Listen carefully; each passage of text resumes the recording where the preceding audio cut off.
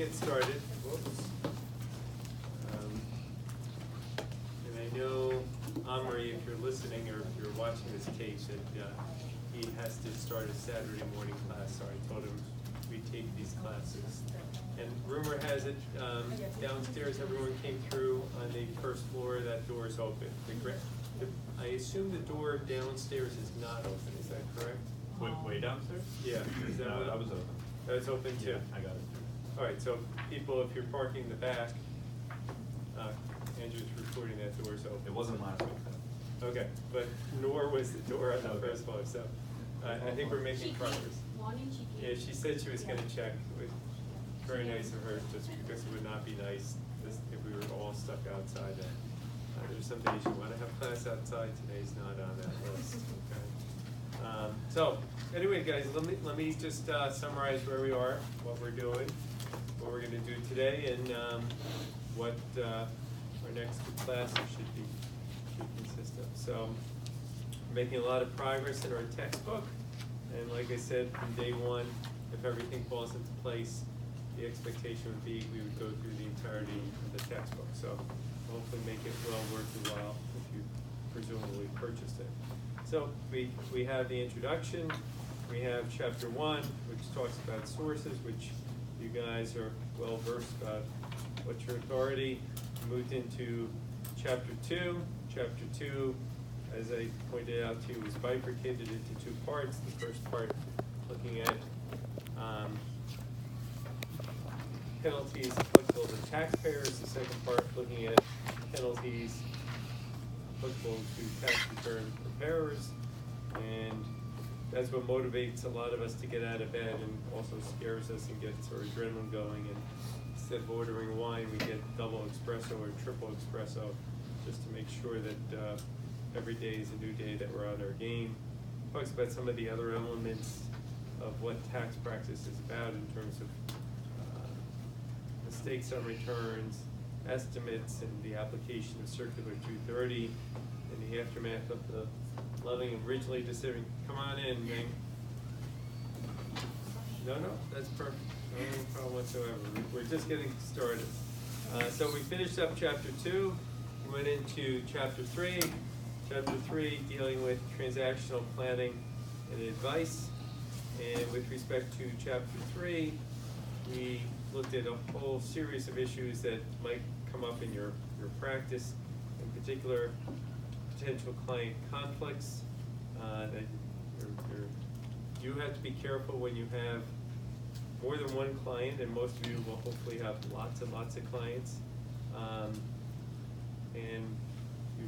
those clients may have conflicts and you've got to be careful, or you may have conflicts with your own clients, between lawyers / accountants and their clients. So there's different ways of looking at that, but as you will hear, hopefully, I just sent it out an email this morning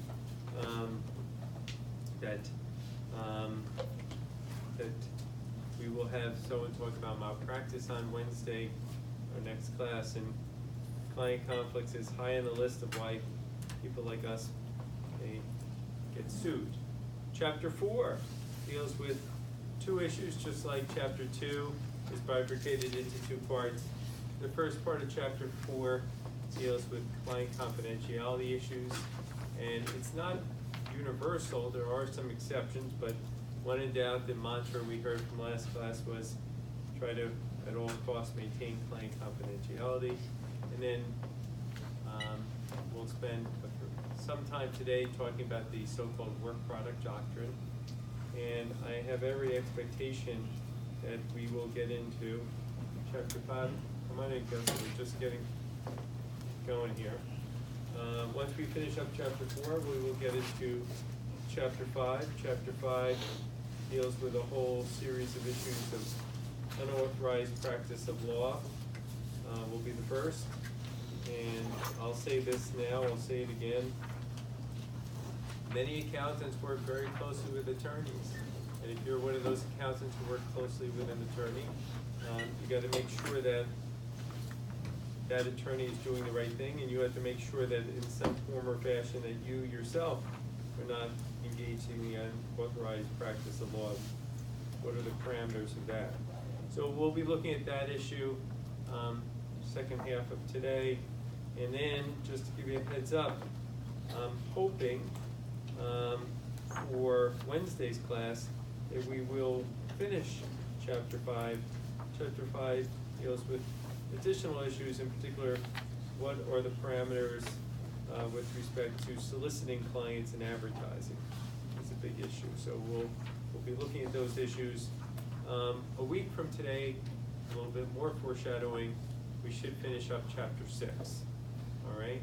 So Chapter 6 deals specifically with the issue of malpractice, and I can share that with you and give you a story I'd rather not share, but I'm happy to share, talk to you about some of the do's and don'ts of what I've learned.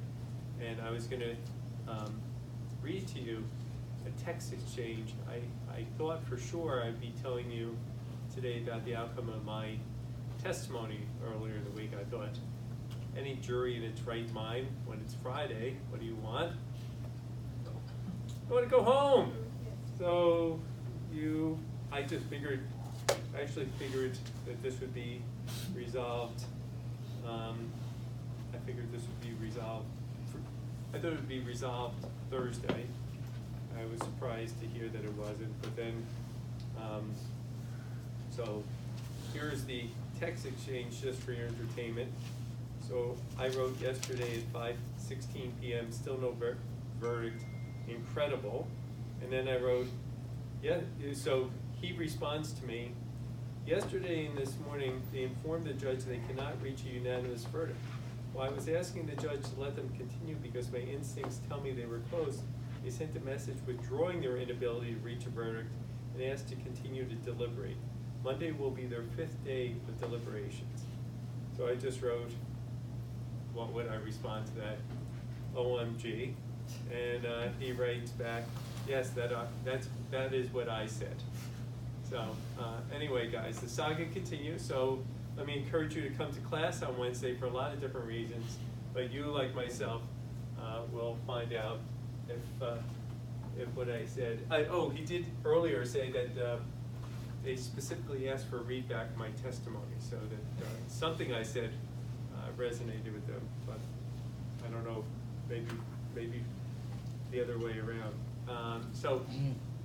And keep in mind, logistically, you're supposed to have your paper ready on Saturday, a week from today.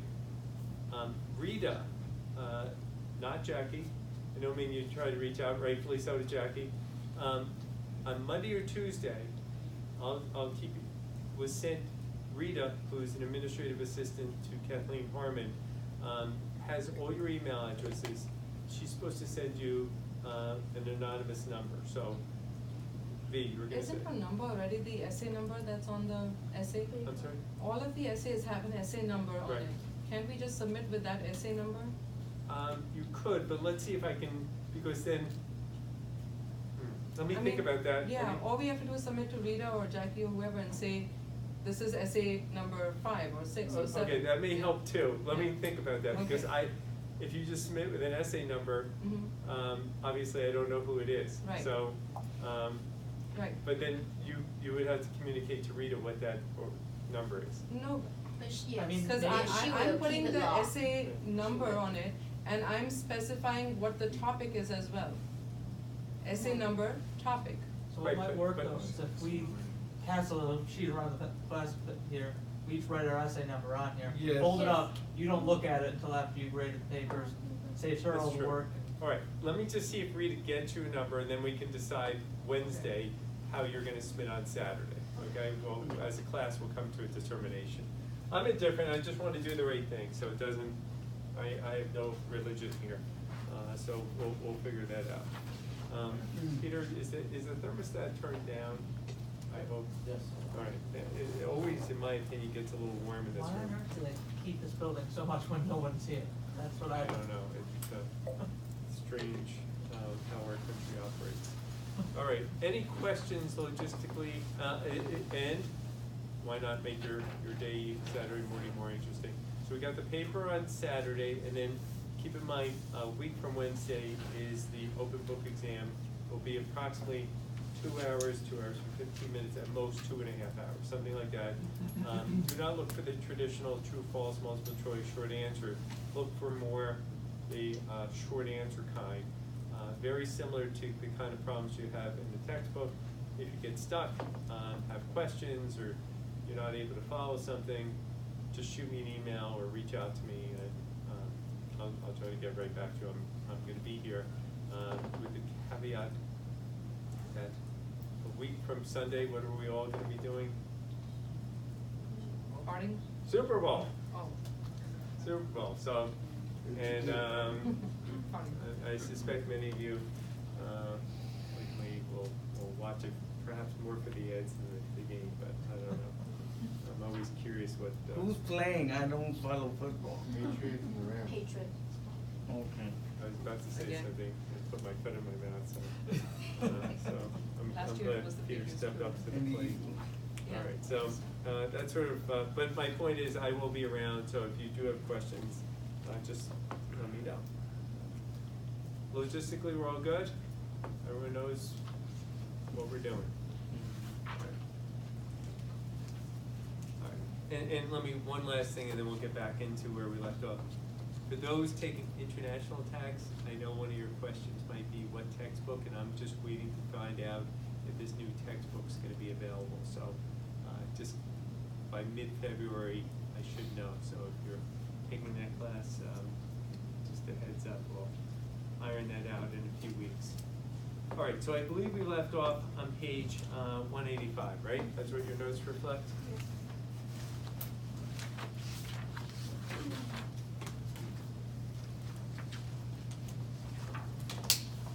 Let's just remind ourselves that, you know, at not 10 of 9, it's not always easy to absorb material. So, problem 4-14. Can the IRS require that a lawyer, known to have promoted a particular tax sheltering strategy, reveal the names of all persons who have contacted the lawyer about that strategy? And if you recall, your answer from that class was, and see, Trevor, we're going to test if you were really listening through Skype or if you could understand anything that was being said. Trevor was trying to, through Brian's help, was trying to get through with Skype, but he had to. What happened, Trevor, with that? It just. Well, first I couldn't plug my headphones in my laptop, and I was still in the office. So then I went into a conference room. People came into the conference room, so it was just kind of like a mess. Yeah, and so if I had just left my laptop on my desk, everyone would have heard the lecture. So I couldn't do that. So. He was kind of, there's a lot of videotape, so if you're, Yeah. you couldn't get. But do you recall, Andrew, what we said? Can the IRS get access to client lists? No. Yes. No? Yes. Yes, See, they can. I know, 10 of 9, I'm not sure if people, generally, that's not, the attorney-client privilege is with the communication part, not the name part, right? And we said that particularly with respect to tax shelter, right? Tax shelter, there shouldn't be an expectation of privacy because there's a registration that taxpayers are supposed to, and their advisor is supposed to submit registration, code section 6707A. So, just in case you're kind of schnoozing right towards the end of class, you should have that down and can get access to that information.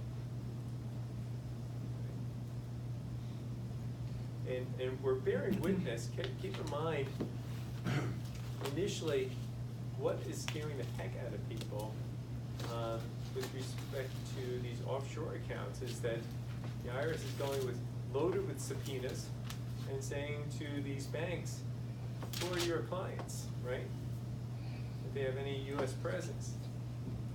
And can the banks are simply kowtowing, and that's what's getting people unnerved, because then the bank sends a letter to you or your clients and says something to the effect like, don't worry, but we just submitted your name, but you may worry, right? And that gets people really unnerved, and they should be.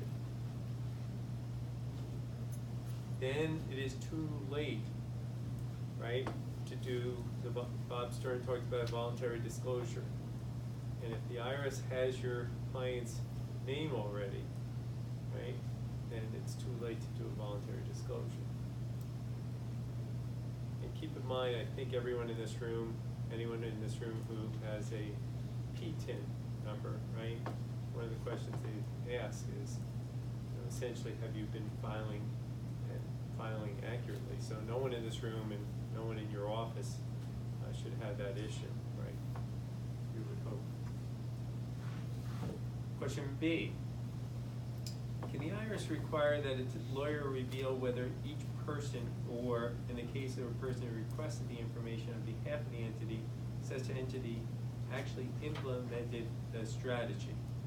Okay, so can the IRS dig deeper beyond just the name and say, hey, because if you looked at question A, that's just about contacting.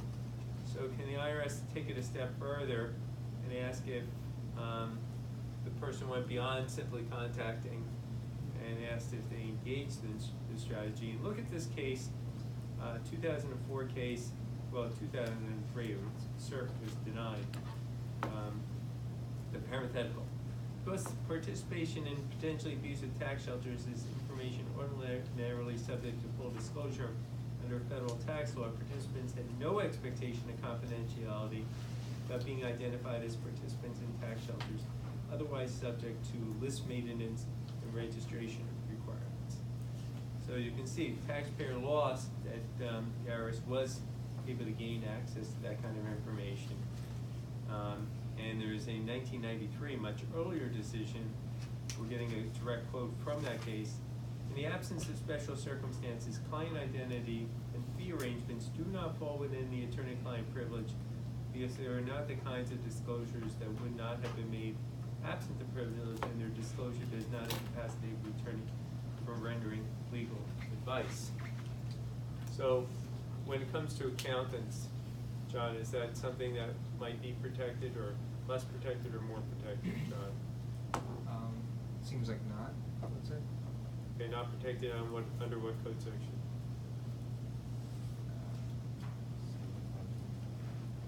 Not sure. Say again, Peter, say it loud, Lee? 75.5. 7525, right? Code section 7525.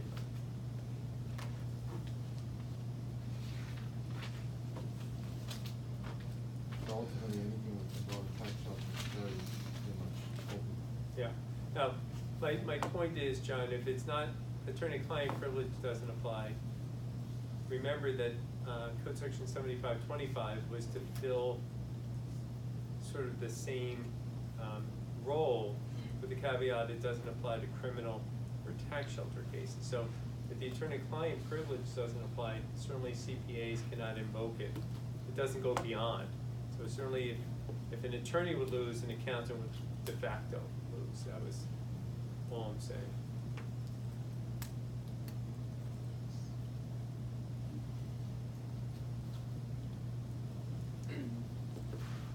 Doesn't matter as to any person who requested the information whether the lawyer actually served as the taxpayer's lawyer in implementing the strategy. Now this is kind of obtuse the way this is phrased, unless you guys can figure it out.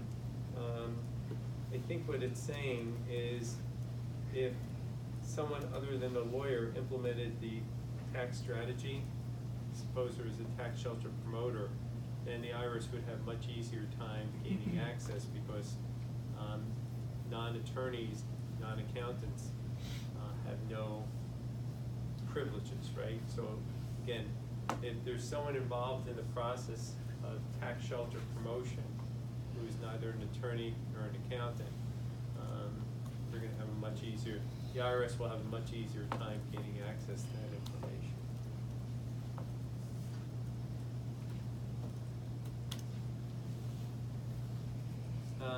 Question C. Same facts as A and B, except the tax advisors are federally authorized tax practitioner under 7525, but not a lawyer. So John, we already know the answer to this, right? It's that no protection. Or the protection is only as good as that as a lawyer, but because it involves a tax shelter, there's even less protection. Now, if this tax strategy involved estate planning, does your answer, how does that color, does that color your answer at all? Or is it same answer? Tax planning without involving tax shelter? Well, it's involving a tax shelter that involves estate planning, so. So, the question is, are your answers the same or distinguishable? It's estate planning. Sounds like it should be the same. Yeah. Sounds like it should be the same, but, Planning is before say again, occurs. Peggy? Planning is before occurs, which is maybe, Well, maybe it's not we don't have- implement, it's only planning. What's the definition, or where do you find the definition of tax shelter, guys? Remember, because it's Yeah, not with the just paper. anything, where do you find the definition, tax shelter definition? You remember where in the code?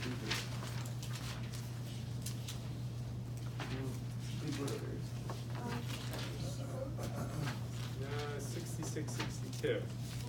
Okay, so let's look at it together. 66, 62. Oh, the D2C, right? Because you guys, forget who last class? I asked John, last I was class, about to say, John, you asked last class, and I directed you to this, but take a look together. Everyone have it, D2C? And 2 little I defines tax shelter, everyone see that? Word tax shelter there? It defines tax shelter means a partnership or other entity, investment plan or arrangement, or any other plan or arrangement if a significant purpose of such partnership, entity, plan, or arrangement is the avoidance or evasion of federal income tax. Notice the verbiage. So the definition of tax shelter extend to estate planning.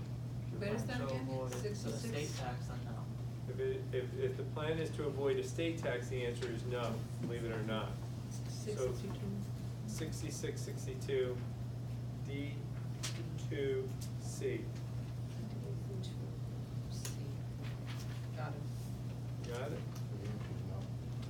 And the answer is that here there could be protections, right? Because it doesn't involve the tax shelter, right?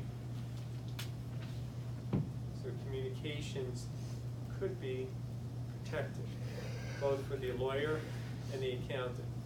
Because if you look at the definition of tax shelter, it only includes income tax planning.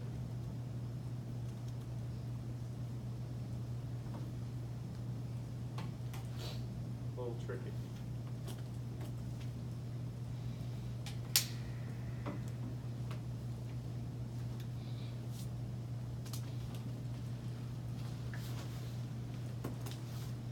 Where is 15?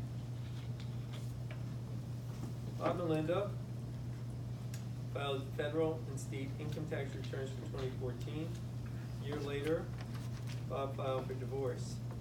During the divorce process, their 2014 return was audited. Bob received $200,000 from the transfer of some patent rights in 2014. At the time, he sought advice from CPA, who advised him in writing that there was a reasonable basis for treating the $200,000 as capital gains, but that he should disclose the position on his return to avoid incurring a penalty. Was that good advice? Let's pause for a moment. That's not the issue du jour. If you read that, is that good? Is that you saw that on an exam? B, you're saying that's good. Yes. And why is that good, B? Because it's being disclosed and there's reasonable basis. Okay. Is there any potential problem here or not? There's special treatment for intellectual property. I don't know if there's any special treatment for intellectual property, aside from just the definition under code section 1221 of what constitutes a capital asset. But, B, what's the other standards that the taxpayer might consider. Substantial authority. Okay, and More likely than not, but that is. only for tax applicable to shelters. tax shelter. Yeah. All right, here's an occasion to remind people three different standards, right? So the accountant's rendering good advice here. I'm not trying to give you a hard time, just trying to emphasize that, right? We have three standards in tax return, that's under what code section, Dave, do you recall? 66, 64. That's reasonable cause. Oh. Kevin, you recall? I don't know. Mike? Gus, any? 77, something like that. 6694. 6694 for tax practitioners, right? And taxpayers, under what's name, what code section for taxpayers? 6662, right? Right. Again, open book exam, but some of these things, like I said, for your clients, these are some code sections. It's like 61 and 162 and some others that are biggies that you might want to know. Okay, so at the time, but he should disclose it. CPA is also preparing a document to showing the difference in overall tax that would result from treating the sale proceeds as capital gain rather than ordinary income. Bob did not discuss the advice for comparison with Linda and reported $200,000 as capital gain without disclosure, okay? So he did not make any disclosure here. The IRS requested any documents relating to the 2014 joint income tax return. Bob acknowledged the existence of the CPA's opinion and the comparison document, but refused to provide them. If the IRS issues a subpoena for production of the documents, can they be withheld as privilege from disclosure under code section 7525? No, Right, Kevin says they can, just, can they be, so you're saying they cannot be protected, so the no, IRS can because get it's access. tax, it's related to tax, so it's understood that a third person will see it. So 75-25 wouldn't apply. Okay, let me ask Brian, do you agree? Yeah, I think I agree because it's for the preparation of the tax return. David, you're on the same page? No access. Okay, final word? So everyone here is saying no access. What? Access, let me rephrase that. Brian, Kevin said access, Brian, you're saying the IRS can get access. Viva, you said access. Pink. I cannot get access, right? What? I'm sorry. No, that's, he get the access for that. No, let's not use the pronoun he. IRS get the It. access.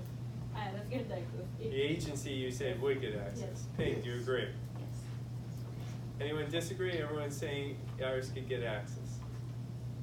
Now, be careful, let's think about this for a moment, because the CPA is preparing a tax return, right? And we know under the Frederick case, right, that tax preparation work is generally cannot be privileged, right? Mhm. And that's, even if a lawyer doesn't, agreed? Lawyer, accountant, not privileged, no expectation of privacy. However, so the part of the CPA's work that pertains to the tax return preparation and perhaps doing computations and showing difference between capital gains and ordinary income, that would not be privileged. So Kevin, I'm on your page with that. But I may go off on a different path, because if the CPA is rendering the equivalent of legal advice pertaining to how this should be treated, for example, under Code Section 1221, that has an aroma of being legal advice, right? That this has attributes of capital assets and it should be treated as capital gain. And insofar as that communication is concerned, there's a potential, a strong one, that the accountant could invoke Code Section 7525, right?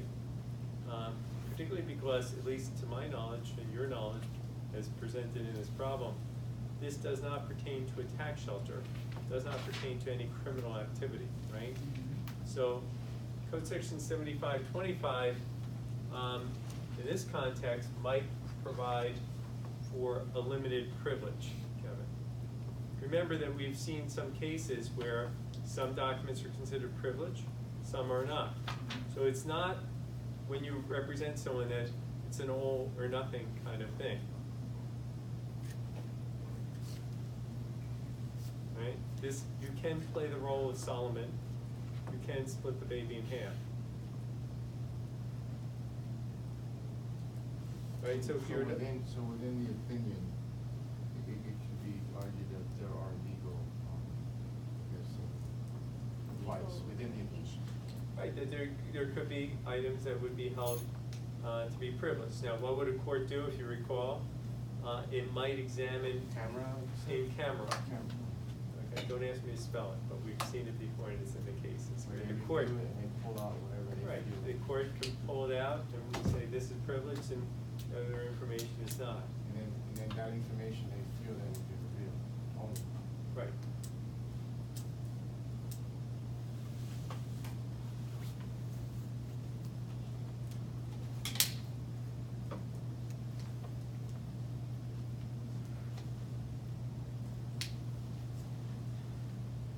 Okay, so, I mean, this is an important, how do I say, manifestation of Code Section 7525, which is, this is, we've seen plenty of instances where the taxpayer would be at a loss. This is not one of them. Question B, the CPA's opinion was disclosed to Linda and her attorney in a divorce proceeding. Is it still privileged? Did I get this? Yeah. If the CPA's opinion is disclosed to Linda and her attorney in the divorce proceeding, is it still privileged from disclosure in response to an IRS's summons under Code Section 7525? So apparently they're getting divorced, and as part of the divorce, this opinion is going to be given to opposing counsel. So Trevor, is this still privileged? And Andrew, see if you agree with Trevor.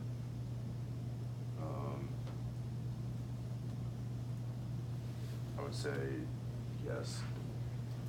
Yes, what? It's privileged. Okay, Andrew? Question B. And Brian, you'll get the final word.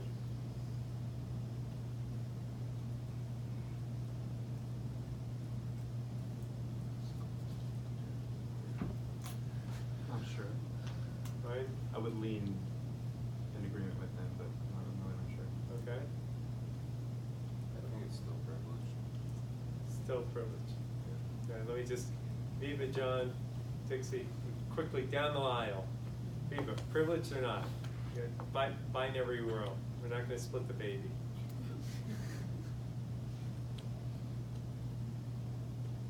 I think yes. Privileged. John, privileged or not? P or NP? Dixie? Nah, why not? I think that at this point, the witness attorney for divorce is arguing legal, no matter in front of the divorce court, so maybe that information has. What's the magic word we're looking for, kids? Not that. I always have to give you the first letter and then you guys get it. Waiver. Waiver! It was one of the two. Doesn't the fact that it's asking, is it still privileged, mean that the answer to A is yes, it is privileged? Yeah, we said parts were privileged. Parts were, okay. And here, we're saying, and you guys gotta be careful, you can waive your privilege. And if you make disclosure, okay, game over. IRS gets access, right? Now, again, you could waive it, but always add in your notes with an asterisk or however you wanna do it. The fact you waive the attorney-client privilege doesn't mean necessarily you waive the work product doctrine. So waiving one privilege doesn't necessarily subvert the other privilege, but in this context, that's not an issue, right? So everyone have, this one is not privileged anymore.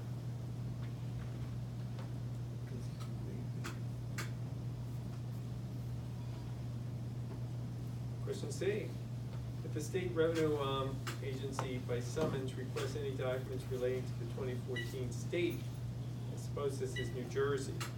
So 2014 New Jersey joint tax return, can CPA's opinion be withheld on the authority of Code Section 7525? So this relates in part to question A, but now the state of New Jersey is subpoenaing, that's it, a verb, the information.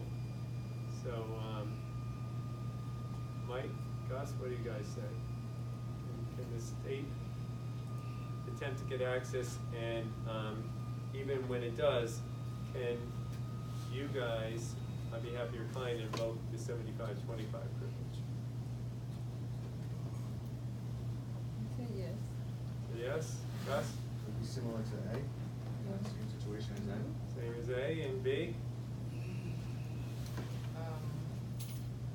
I think, yeah, if it's a peanut, then,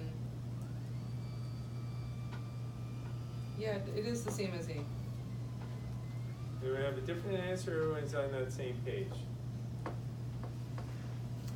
State has something different to the IRS. Say it loudly, Viva. State has a different thing from the IRS, right? Well, you're asking the question rhetorically.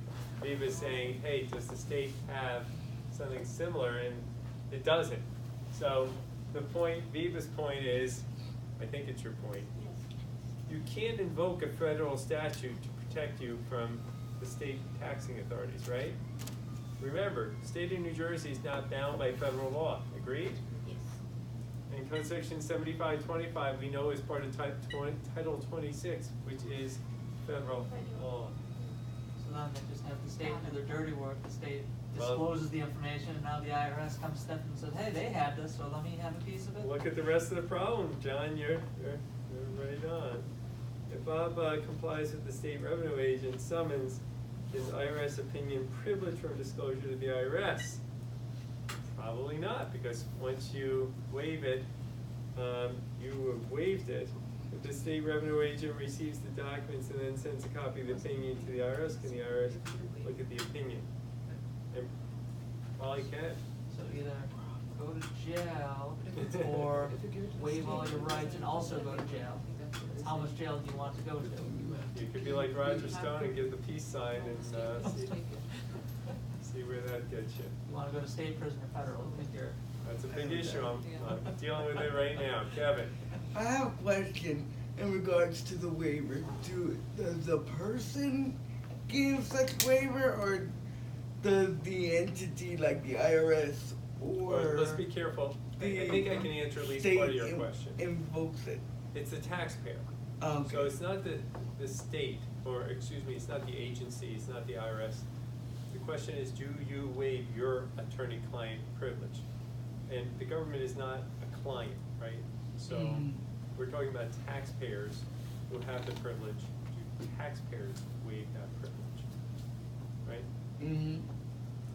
To answer your question.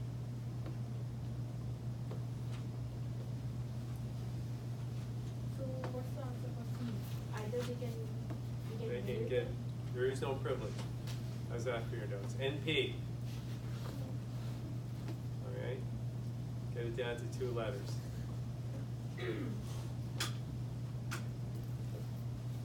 To test your recollections from chapter 3, can the same attorney represent both Bob and Linda on their 2014 tax returns or audited? Okay. Can the same attorney represent both? And just to jog your memory, John, what do you think of the map? In general, No. Why not? Where are the conflict of interest? And what code section might come up? Remember, Trevor? Andrew? Ryan? Remembering appendix H. You're right, there is you're not supposed to represent conflict of interest, but what code section ping might someone look to invoke here? The Vori case, that's what Jack King calls ex-wife, recall? What code section did the husband seek to invoke, do you remember that? Spouse. Innocent spouse, code section 6015. 6015, innocent spouse.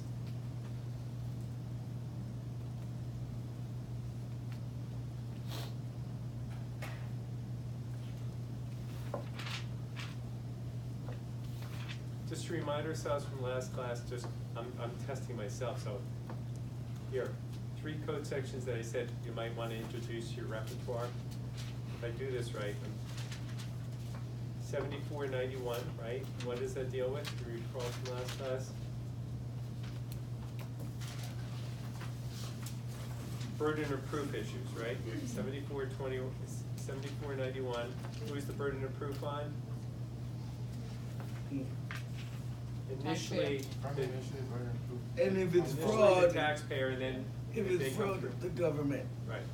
And then the second code section, I said just 7525, and then the third code section that you should, 7623, right? Which deals with what? Whistleblowers. Whistleblower, right?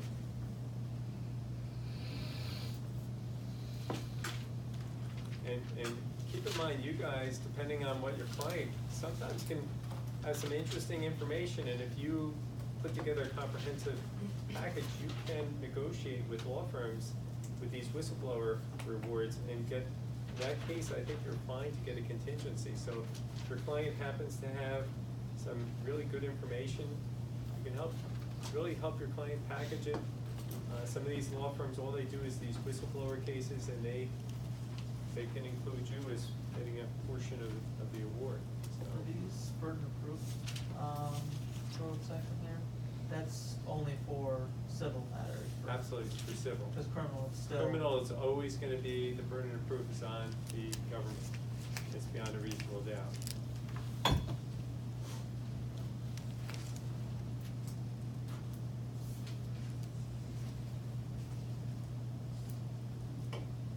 Alright, so I like problem 4-16, and let's look at it together, and then I'm gonna choose people to play the roles, 2 people to choose, and see how you guys would orchestrate privilege or not privilege, okay? Should be a new game show, right?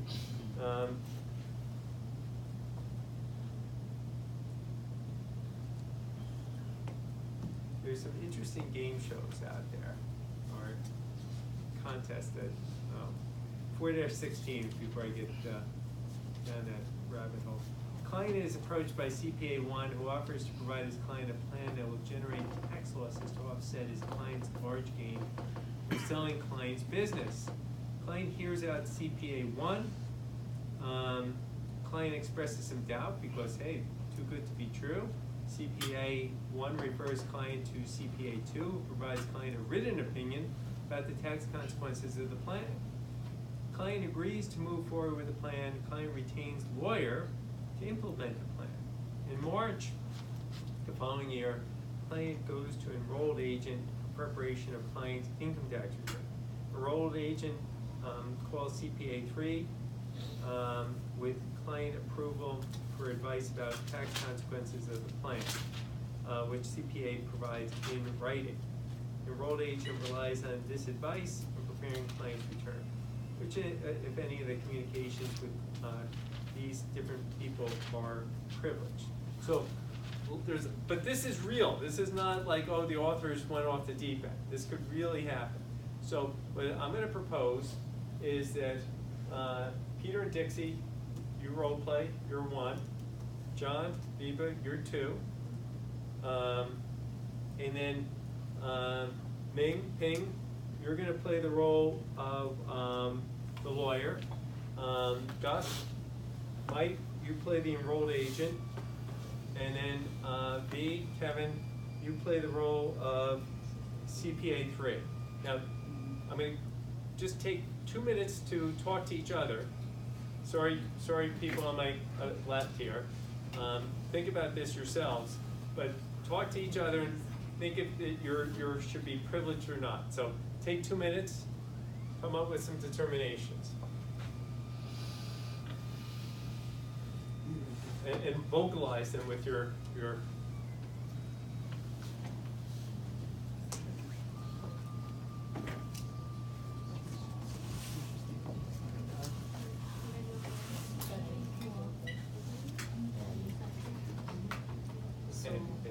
I should pretend this is an exam.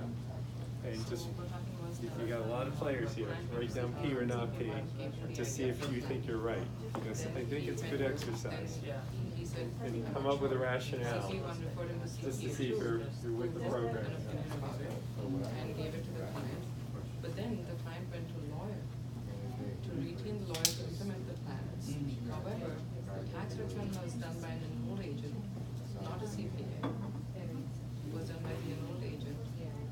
And the enrolled agent contacted us to write an opinion on this plan. So it was filed by the enrolled agent. The enrolled agent used our opinion to ultimately file the plan, implement the tax strategy, or file the returns. Basically, the enrolled agent So, Brian, I'll ask you is if preparing the income tax you agree with their return. conclusion. Andrew, I'll ask you if So you agree the with question CPA is, two which of the conclusion. conclusions- Trevor, you enrolled agent, yeah, lawyer. Lawyer. I think they go to the lawyer first before the enrolled agent, or they go to the enrolled agent before the lawyer? No, they go to the. Our opinion is Okay, a privilege. you'll see about the lawyer, and then they go to the enrolled agent, right? It doesn't Okay. apply because. So you'll it's tax. second guess, okay, so you guys need second.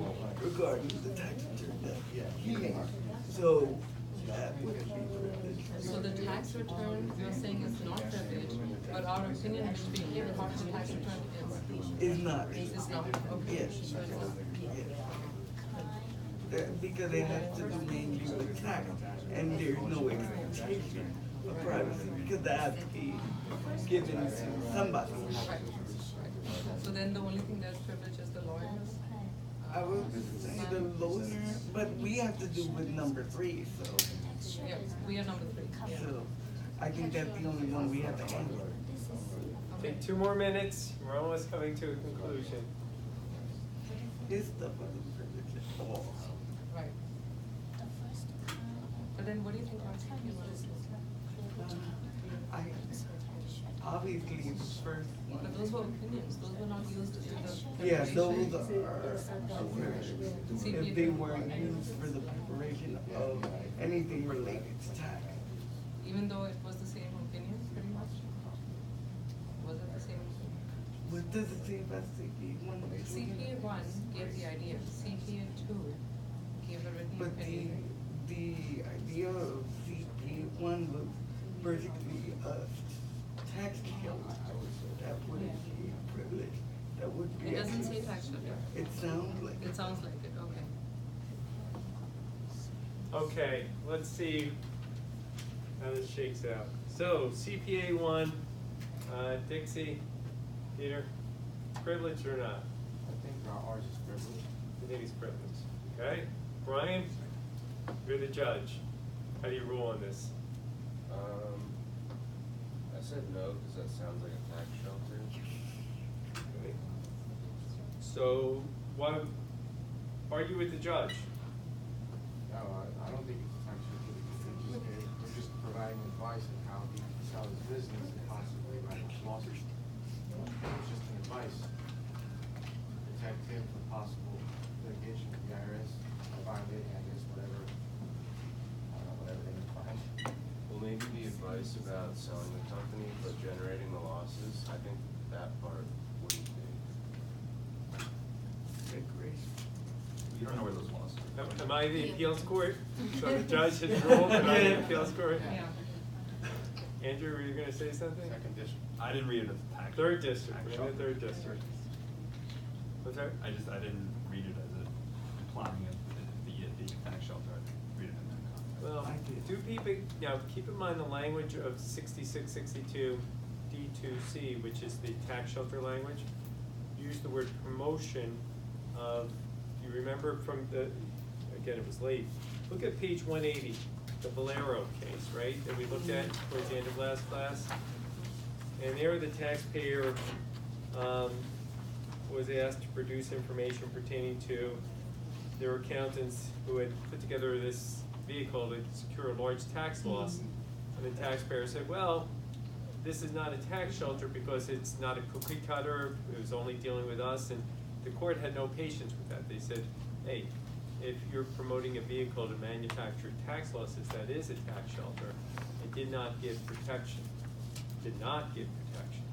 So I'm inclined, as the appeals court here, Brian, to say that you are right. I'm gonna affirm your decision and say there is no privilege on the basis that it likely would be considered a tax shelter. It does seem to meet that definition. And also keep in mind, is this legal advice? Because CPA 1 sounds to me more like CPA 1 is not even operating like a CPA. CPA 1 is trying to promote like juice up business, right? And if you're just trying to juice up and create business for yourself, that's not attorney-client privilege, and that would not fall within the scope of Code Section 7525. So I think you might lose on both fronts. I think the IRS could probably get access to whatever CPA 1 said.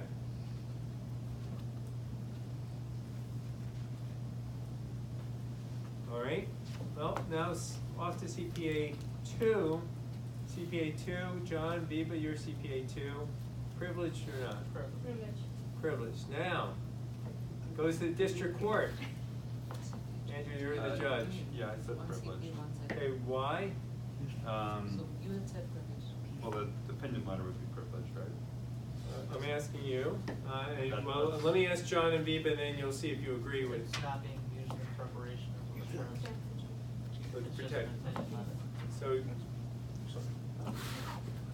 I'm afraid I'm gonna have to reverse the lower court. Because look at CPA 2 about the tax consequences. What would you invoke to protect? What code section? But doesn't 7525 doesn't extend to tax shelters?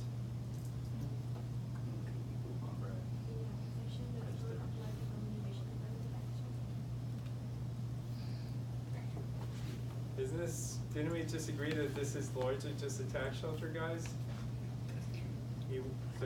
They're soliciting and saying we can manufacture losses. I know the food back there might smell good, but this has all the aroma of being a tax shelter, right? So he's being, the client is being paid the role of the tax shelter. The CPA 2 is functioning in the capacity of communicating about a tax shelter. That's not privileged, right? 7525 does not allow a privilege to be extended. All right, so everyone got this. No one's gonna get mad on an exam. I asked similar questions and What was it again? Right, yeah. And CPA 2, not privileged. There's no privilege under 7525 with respect to the tax shelter. But then it looks like nothing is privileged. Even the lawyers. So for exam purposes, if we see things like a plan that will generate tax losses, we should pretty much assume the tax shelter. You should. You Even may though it's want to not point mentioned in out the that if it vehicle. didn't pertain, if it were not deemed a tax shelter, then it Okay. might be privileged. Okay. Okay? But this certainly, I think you would agree when you take a step back, has all the aroma of being a tax shelter. I mean, its pure purpose was to generate losses. All right. Lawyer, in this case, our lawyers here. Meg, thing, privilege or not? Lawyers' communication always privileged, but it's, this one is related to tax shelters. Even the lawyers. So is it privileged or not? You can't fence it here. I think it should be. Should be. So Megan's gonna disagree with you, but Trevor, you're the judge here. I think because it's a lawyer, maybe it's privileged, but I couldn't find anything that any authority, so I'm just gonna say not privileged because it's a tax shelter. Yeah, I'm glad everyone's here Saturday morning. I'm gonna have to reverse the lower court. It is privileged. Communications lawyers have with their clients are privileged, and I'm sorry for the accountants in there who say, hey, we don't get protection, but the lawyer does. The notion is give the attorney the privilege because the attorney will hopefully dissuade the client. They can have a candid conversation. The lawyer's role is supposed to say, hey, this is not a good idea because you're gonna be hit with massive penalties because it's an illegitimate tax shelter. We But it's privileged. For your notes, it's privileged. Just like Ping said. Ping, you said privileged, right? Yes. Okay. Ping, yeah, Yes. your co-counsel there had it. Trevor, it's a universal, okay? Even if it pertains to tax shelter. So notice there's a dichotomous outcome. CPA is not afforded the same protections as the lawyer. So the lawyer implementing the tax shelter plan, that's privileged. Yes. Okay. Yes. CPA would. Would not be.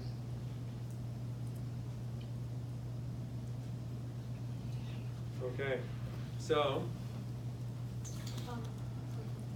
It's showing on page number 181 regarding the same topic that you just mentioned. wait, 180, page 181. Yeah, on the third paragraph, fourth paragraph, the Right. line started with we begin, right? Yeah, you got it. Yeah, in that, CPR 10.3, the same exchange communication would be privileged if there were between the tax lawyer and attorney. Right, And the last line you mentioned, accounting advice, even if given by the attorney, is not privileged. right. Right? Pure accounting advice is not. Legal advice is. Just like when a lawyer prepares a tax return, it is not privileged.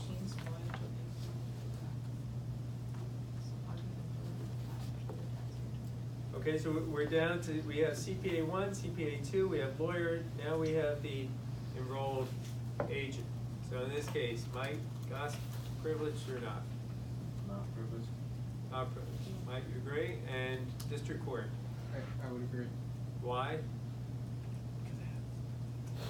I think just because he prepared the return doesn't, give him any additional. So, articulate, you gotta write the opinion. And you gotta write the exam, so. I think even though all he did was prepare the return, it doesn't, give him any additional finance privilege than the other two CPAs. Can we just simplify it, Gus? You were gonna say, why is this not privileged? Because we're actually preparing the tax return, we're Right, actually there's no disclosing- privilege for tax return preparation, right? The Frederick case that we looked at, period. There's no privilege, period. Tax return preparation work. Even if it were done by a lawyer, Yeah, no privilege. yeah, they've got this Okay? And finally, we get to CPA 3, and CPA 3, the enrolled agent calls CPA 3 with client's approval for advice about the tax consequences of the plan, which CPA 3 provides in writing. So in that case, CPA 3, Kevin, Dave. It wouldn't, we came to the agreement that since it's related to the tax return and we're putting it in writing, it wouldn't be privileged. Okay, and there's no judge directly above it. So, anyone have a different opinion? You just say it's not privileged, right? Yes, because it's related to the tax return. Well, I'm not sure if it's exactly related to the tax return, because it's not, the enrolled agent isn't saying, where do I put things on the return, which would not be privileged. The enrolled agent is saying, hey, was the contours of this advice correct? Oh, then, in that sense, since it doesn't directly have to do with the tax return, then I would say yes, it's privileged. But it's still relating to a tax shelter, so it shouldn't be. Right, so I think for your notes, not to make your life complicated, we might be able to split the baby here a bit. What do I mean by splitting the baby? Because you're onto something. If it pertains to the tax return preparation, not privileged, everyone agree? If now remember, this person is not rendering information about the promotion of a tax shelter, right? Agreed? Like, as opposed to CPA 1 and 2, which we're dealing with promoting a tax shelter. This is more a reactive, hey, this has been done, what is the tax treatment? And it might involve a legal analysis. That portion of the advice might secure a privilege, okay? So for your notes, again, I'm not looking to make life, but life, when it comes to ethics issues, guys, I apologize, but it's just a universal. There's often shades of gray. So this is sometimes it's clear, okay, privileged, not privileged. Sometimes there are times where it could go either way. And if you look at some of these court cases we're about to look at, they go to the district court, they go to the appeals court remands it to the district court comes up with an answer, and the appeals court comes up with a different answer, and the appeals court reverses itself. Meaning, these are some pretty smart people who deal with this stuff regularly, and there's a fair amount of cloudiness. I get how it can be split, with regards to the tax preparation portion of it, obviously not being protected, but can you say that CPA can get legal advice? The CPA can, well, we're gonna talk about that. You can't say that though? I think you can, of course. When I say of course, I don't mean that demeaning to you. I meant, like, Code Section 7525 encompasses the notion that a CPA will give legal advice. Like a CPA, anyone in this room can talk, for example, about contribution to a partnership being tax-free under Code Section 721. Is that accounting advice? Is that legal advice? It's all premised off the Internal Revenue Code, which is a legal document. The world is very blurred. So would we be, So they can give legal advice or anything under, chapter 26. Title 26. Title 26. Yeah, I mean, that happens all the time where good accountants who know their stuff, and I hope you guys are all of that ilk, you can help render legal advice, whether or not, for example, a transaction will be tax-free reorg under Code Section 368. Something, 1031 exchanges, does it legally qualify to be a tax-free exchange? These are all questions that will hopefully come up in your practice, because otherwise you're gonna be automated out of existence. Last I checked, Siri's, what's her name, Alexa, you can't ask them, is this deductible under Code Section 199A? Fingers crossed, where they're gonna give you a qualified answer. And I challenge you to talk to your phone this afternoon and say, would this be privileged or not privileged? I don't think Sirius is gonna be able to tell you that. So Yeah. Can it be safe then to just say So that a can we CPA can give legal advice? Yeah. Yeah. That affect the Yeah, position of the attorney, is that a fair it all statement? depends. If it's All a right, tax- guys, let me just hear Peter's question. He's saying, can a CPA render legal advice that ends up on a tax return? Under regulations, obviously, that the IRS has that affect the Be position careful, of the and corporation. can you just say, it's not the IRS doesn't issue regulations, so the Treasury Department issues regulations, and then just finish your sentence? That affect the position of the return, tax return. Absolutely. I mean, see, you guys are regularly, So just stick with the hierarchy of Treasury, not the IRS. Treasury's in the business, the Treasury promulgates regulations, the IRS's mission is to enforce the tax laws. And I get a little bothered when I hear sloppy reporting when they talk about the IRS, and can you believe the laws that it put together? I mean, Congress puts these laws together, right? The IRS has nothing to do with these laws, meaning our Internal Revenue Code. Zero.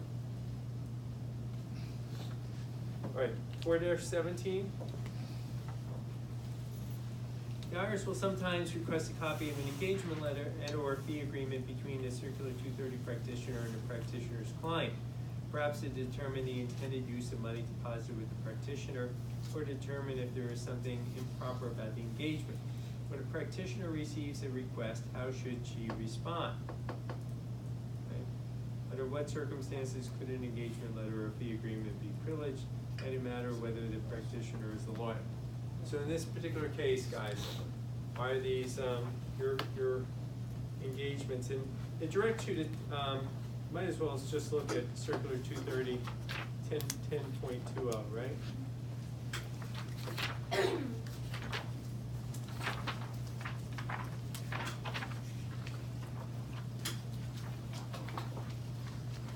This deals with information to be furnished.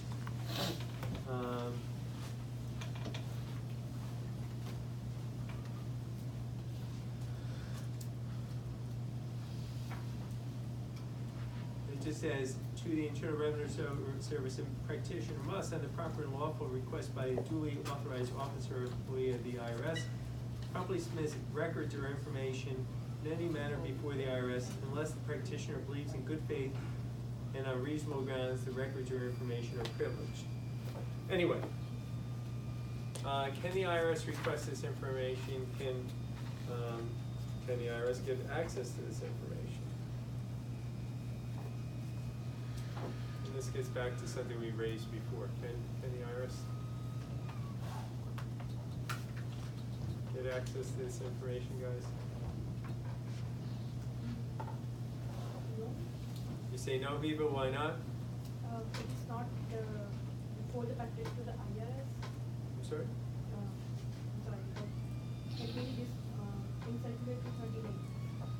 As per 7525, the person who responds to the IRS should be work for the IRS, right? Well, we know the person works for the IRS. Yes, But can they get a subpoena this and get a record of your engagement letters? We looked at this earlier this morning. Any problem getting copies of engagement letters? Do you say no? Why not? Because it's in the preparation of tax returns.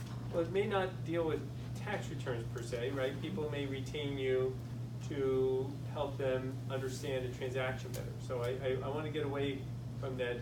It necessarily pertains to the preparation of tax return. They may retain you to ask you about a 1031 exchange. I mean, there's a whole series of reasons why people may retain you. Sometimes for tax return preparation, a lot of times not.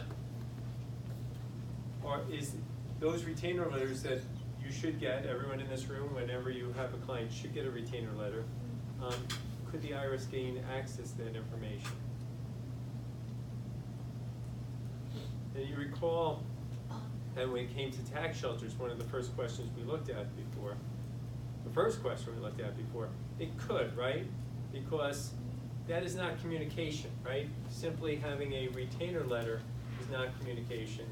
And if a lawyer doesn't have that privilege, certainly an accountant under 7525 wouldn't. Ping, you don't look happy with that. I know.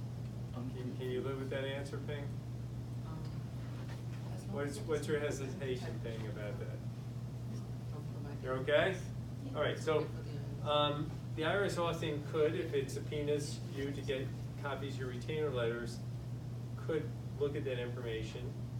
Is there anything, for any reason why you might, emphasis on the word might, be able to fight against the subpoena? What would be? Now, it depends, and you guys, maybe you can educate me.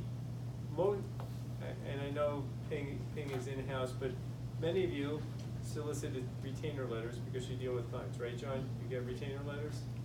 No, not for investments. Not for investments. Trevor, you get retainer letters? Who gets retainer? And there's Right, like you get engagement retainer letters. What, Trevor? Like engagement letters, but yeah, I guess that's. Engagement letters, yeah, same thing. Yeah, So you do get them. yeah. Can you think of any reason why you could be able to perhaps stop an IRS subpoena from getting the access to the retainer or engagement letter? I mean, are all your retainer letters, engagement letters, just pure generic? No, they would outline. They might Scope of outline, services, other hey, things. what you're gonna do, and might detail, make some substantive detail of the nature of your representation, right? If you're an attorney, and last I checked, I am, I mean, sometimes my retainer letters are pure generic, just saying, I'm gonna represent you, and we're gonna charge X dollars per hour. But sometimes I'm gonna craft that retainer letter and say, the scope of my engagement letter is to cover items A, B, C, D, and E, and that may be very revealing about our communications with the client.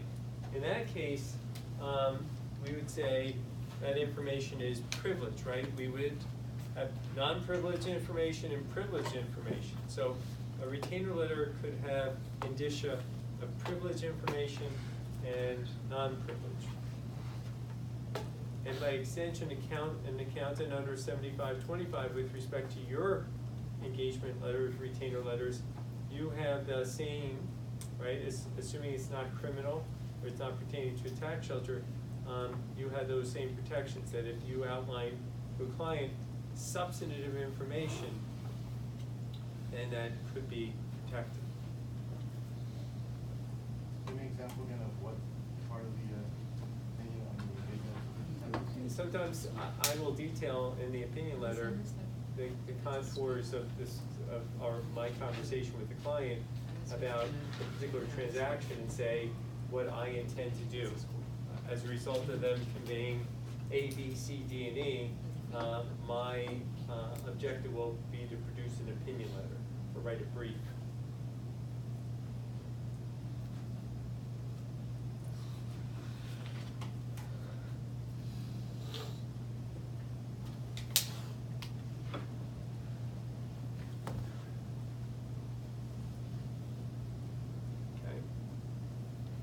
So, immediately after problem 4-17,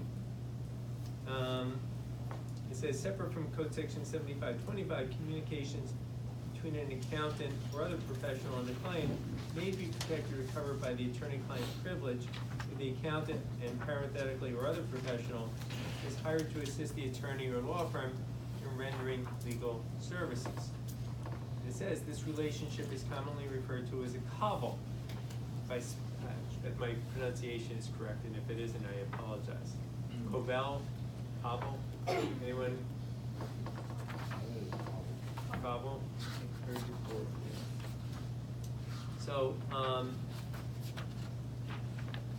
this is the case, you guys. By the way, I take some pride in this because in the first edition of this textbook, it wasn't here, and I called up Michael and Linda and said, guys, how do you do this course?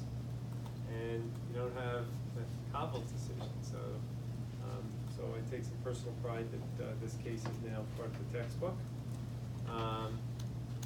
and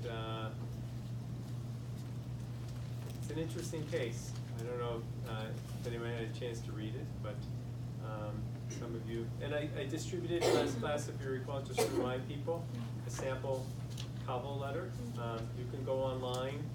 I'm sorry, V, you don't have your laptop here, but if you were to Google cobble letter sample, I'm sure you come up with lots of different permutations of this.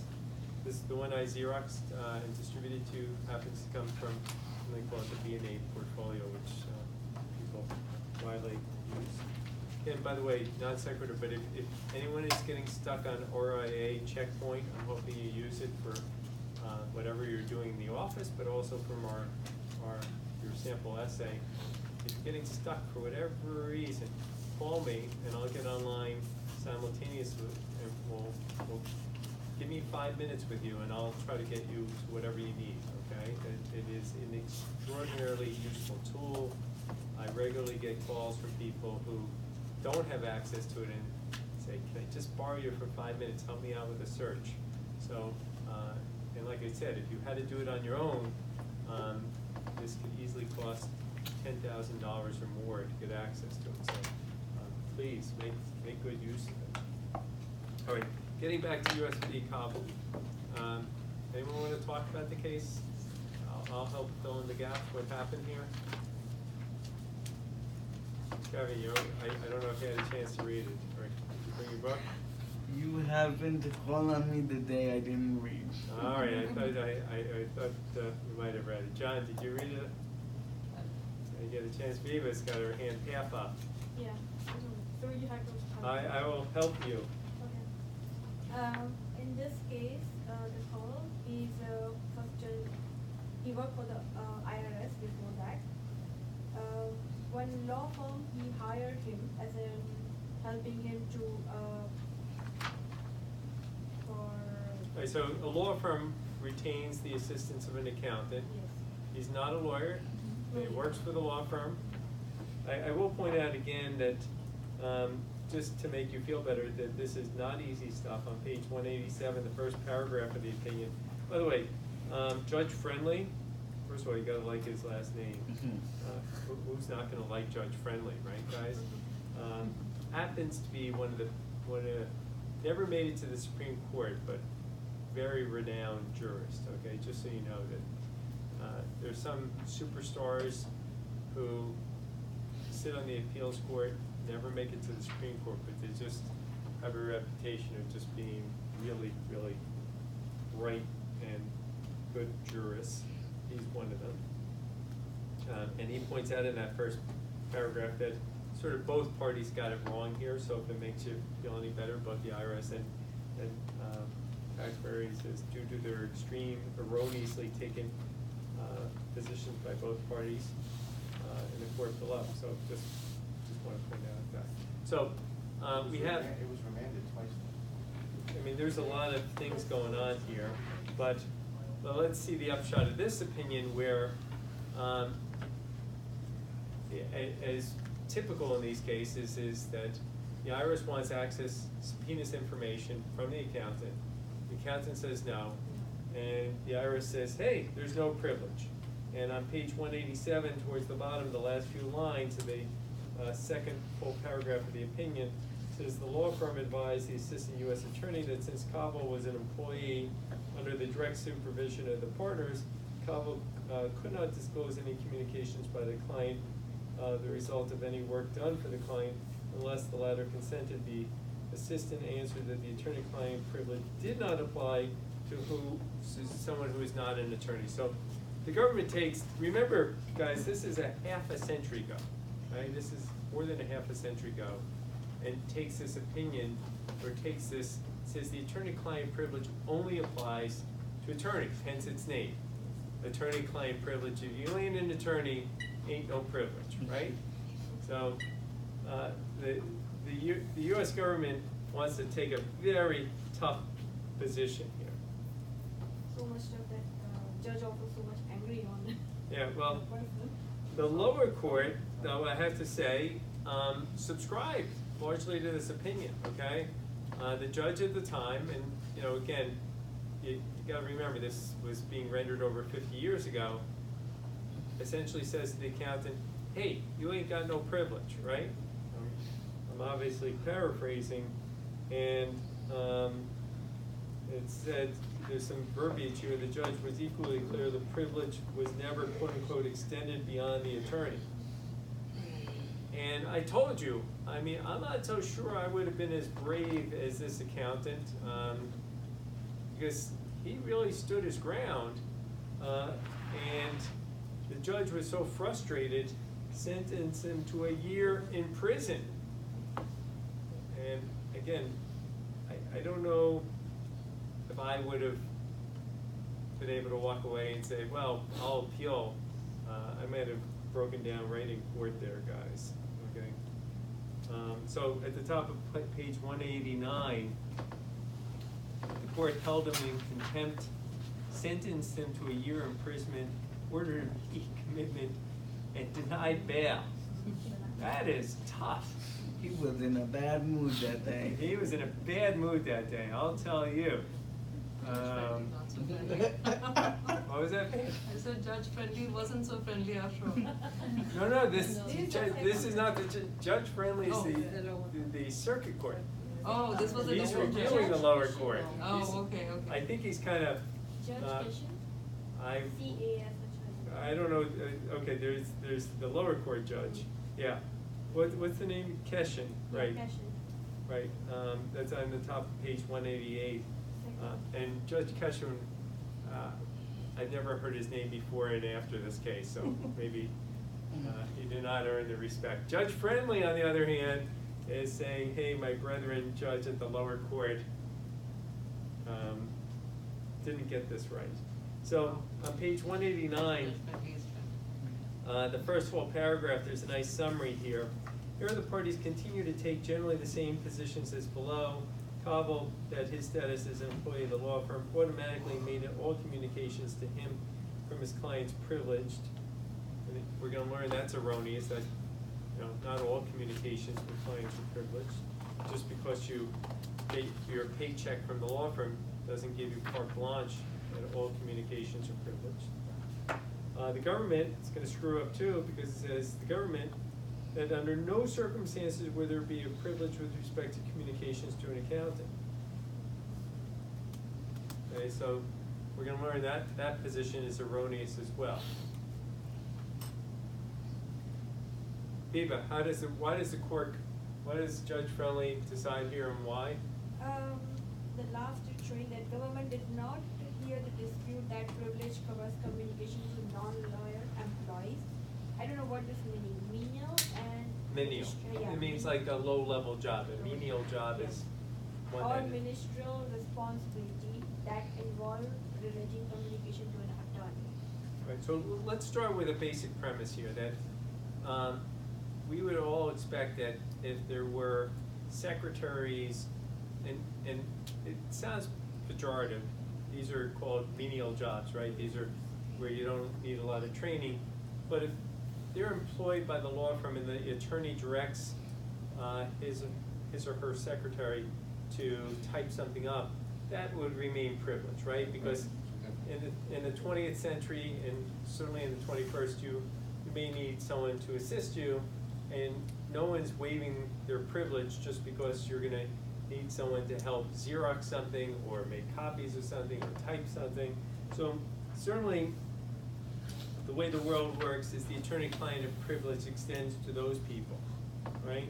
And this is, I point out the last line in the paragraph under Roman numeral 1 says the assistance of these agents being indispensable to the work of the communications of the client, being often necessarily committed to them by the attorney or by the client himself, the privilege must include all persons who act in as the attorney's agents. Okay. But the court goes on in the next paragraph, it says 3 lines in that paragraph, we cannot regard the privilege as combined to menial or ministerial employees. And it gives the perfect example that suppose the law firm needs a translator to understand the client's story, because let's say the client comes to you and only speaks French or Spanish, you're the attorney and you need a translator to help you understand what the client is communicating.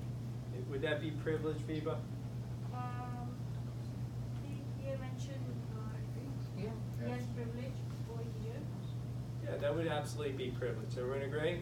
That if you hire a translator, an attorney hires a translator to sit with you because you speak a foreign tongue, the fact that you now have someone else in the room, right, doesn't mean you're waived. This is not, what was her name, Irma?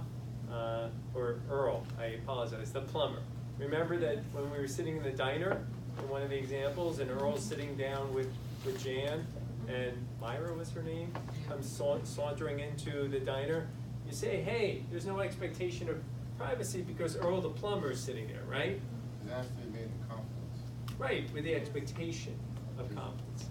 But here, if you come into a room with an attorney and you don't speak English, and there's a translator, do you harbor an expectation of privacy? Yes. The answer is absolutely. So the attorney-client privilege is not waived in that setting. And then Viva, how does Judge Friendly, who's a brilliant guy, close the argument? Sorry, I did not read the last part. Oh, you left out that. That's not like reading the end of the I just the read a novel. couple of it. So, I don't. Ming, do you have a chance to read the conclusion? How did he close the deal here, Ming? Do you? He mentioned something regarding the Redmond state formulation, something. Well, we got to put it in our own words. Brian, did you do that? You didn't have a chance. I think you said that no privilege exists, and he agrees, but he couldn't, he had to remand it back so they can word it correctly. Because I just remember that it was sent back.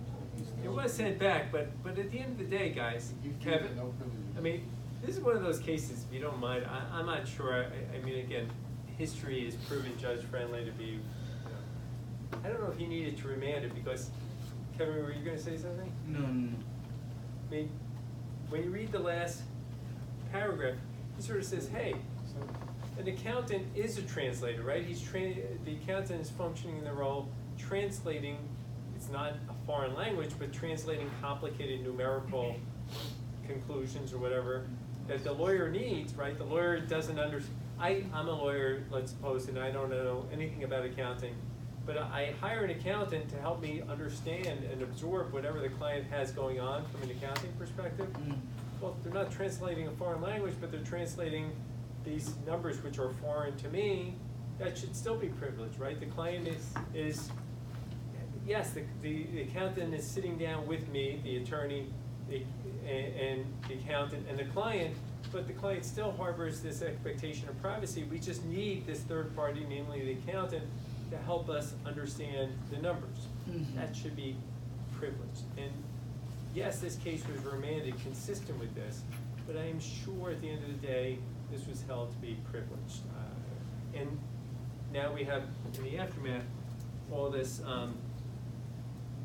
information in that page 190, the first paragraph, full paragraph that goes on to page 191, it says, at first full paragraph, the second line, accounting concepts are a foreign language to some lawyers in almost all cases, and to almost all lawyers in some cases. Hence, the presence of accountant, whether hired by the lawyer or the client, or the client is relating a complicated tax story to the lawyer, ought not to destroy the privilege any more than it would that of a linguist in the second or third variations of the foreign language themes discussed above.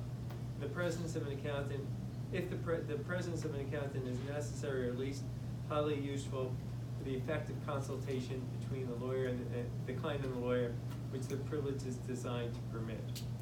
And a few more lines down, like 8 or 9 lines, I have highlighted in red. What is vital to the privilege is that the communication be made in confidence for the purpose of obtaining legal advice from the lawyer. Then it adds, if what is sought is not legal advice but only accounting service, or the advice sought is the accountant's rather than the lawyer's, no privilege exists. So, you know, if you're looking for pure accounting advice, you can't say to the lawyer, come on, sit down with us, we need a privilege here, right? It's only when, and that's why it's gotta be the lawyer, right? That's why there's cobble letters. The lawyer has to retain the services of the accountant.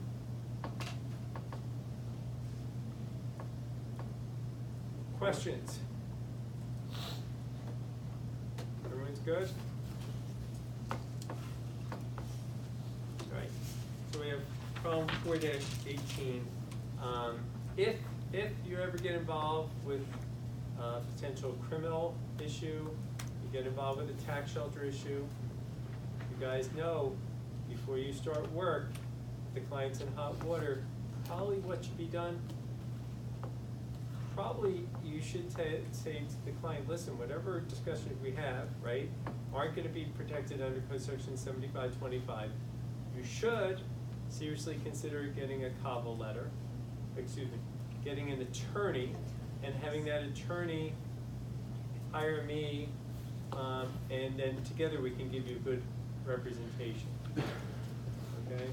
And let me just add, and Bob Stern, were you here, I'm sure you would say this, sometimes accountants will call up Bob Stern and say, listen, one of my clients that had prepared tax returns wasn't forthcoming, they didn't tell me about the foreign accounts, and they want to do a voluntary disclosure.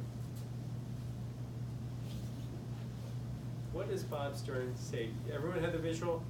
Accountant comes knocking to Bob Stern and said, one of my clients has an issue, and we need you to help us to do a voluntary. What does Bob Stern say? Well, he would tell them that he wants to hire them so he can do the cobble letter and they could work together. So, Kevin, so let me just take the 2 different responses I heard. Okay. John says, Does the IRS already know about it? they have no clue. The agency, not they, I have to be careful with my pronoun use. The agency has no use, no knowledge, prior knowledge. And Kevin, your response is? My response is, I think that Bob Stern would say, well, let's work together and solve this, and he would give them a cobble letter. And let me just say this, and this is said belovingly. Okay. You're 100% wrong, but tell me why you're 100% wrong. Okay. Why is Kevin wrong? B. So Bob Stern would tell the accountant that he should maybe withdraw representation because he could be in trouble. Who's he? Be Or careful. the CPA or whoever the accountant is, would be in trouble with the OPR. You may not, because you're in, let's say you're the accountant, B. Okay. You had truly, they could put you under a lie detector test, you knew nothing about your client not reporting. So Okay. why is Kevin wrong? Everyone here should know. Think about it. Why is Kevin wrong? So what Kevin said is that, Kevin said, I'll put words in Kevin's mouth, and Kevin, tell me if I'm, that Bob Stern would say to the accountant, here, let me prepare a Cabo letter so we can work together hand in hand, right? Is that what you said, Kevin? Yes. well, doesn't the client have to first retain the attorney? Well, assuming. Okay, assuming the client does that, okay. What is inherently flawed about that approach? Isn't that he prepared the tax return, right? Yeah. The accountant who prepared the tax return, there's no privilege, right? Prepared the tax return. So Bob Stern is gonna have to do something which he hates doing, but he's gonna have to say, listen, we have to go to another accounting firm because we have to prepare 8 years of prior returns, corrective returns, and I have to have a privilege with the new accountants, which you don't have because there was no privilege at the time you prepared the returns. So can you picture knocking on Bob Stern's door and you want to not lose a client, you want to keep, you know, this is a lot of work. There's gonna be $25,000, $30,000 worth of accounting fees, and there's a chance that the client may like the new accountant. And Bob, many accountants would say, I thought, you know, we were friends, I thought I was sending you business, and meanwhile, you're sending it out to someone else. You can see the awkwardness and the tension that creates. But that happens routinely. That Bob is put in, and Bob and others, I'm not just Bob, but Bob, like people, routinely get these calls and routinely have to say, you can't do the accounting work because you're already tainted. So you've got to get the Cabo letter up front, not at that stage, right?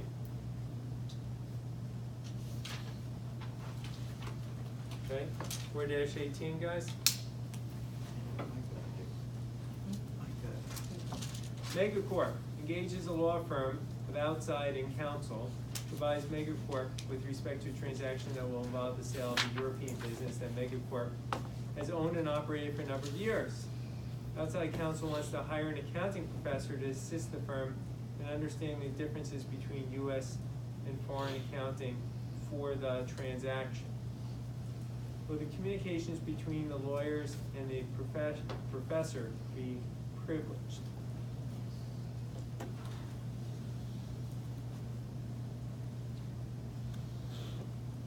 And then question B, somewhat related. Will the communications between the client and professor be privileged?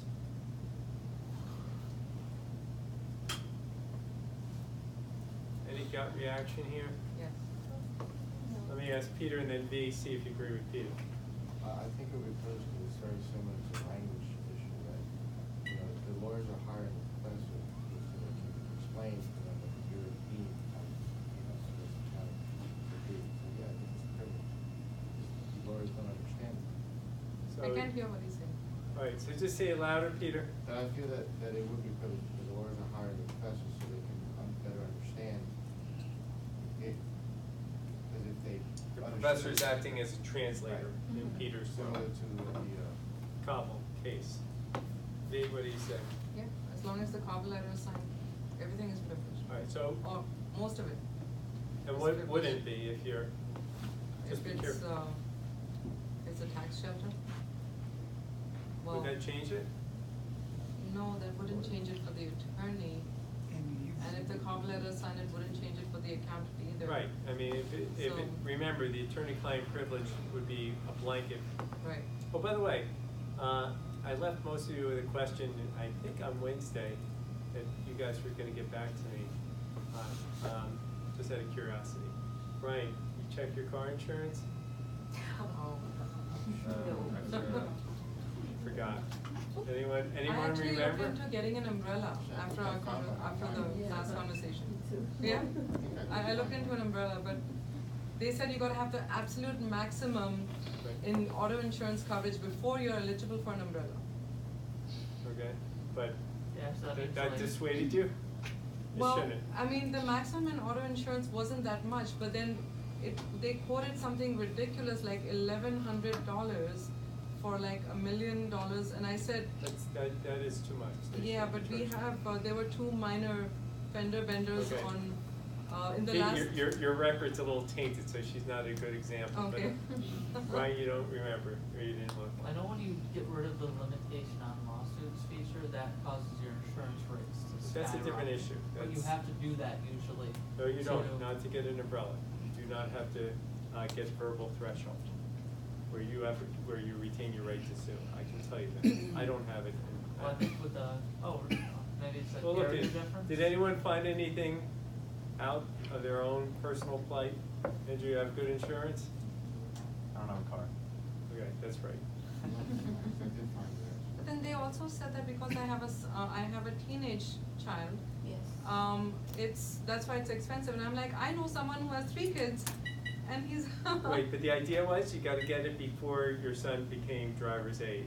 That's, Oh. that was always key, and he just got his driver's license, right? Not yet, he hasn't, well, he's gonna be 19 and hopefully pass his driver's exam on the same day. And Peter, you found out what? I forgot that I just find it, I just looked for it online. I got it. All right, everyone at homework assignment, because I don't want anyone here to get into an accident and be underinsured, okay?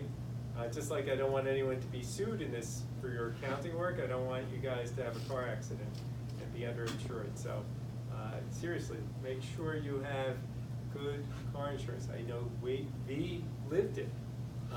V was sued. V, did you sleep at night? Did you have some sleepless nights? Yeah, I mean, when they told me, I had the bare minimum that the state Yeah, required. V is which like was a 15. poster child of what not to do. Right, Okay, do not ever, and that scared the heck out of you, yeah, I right? did.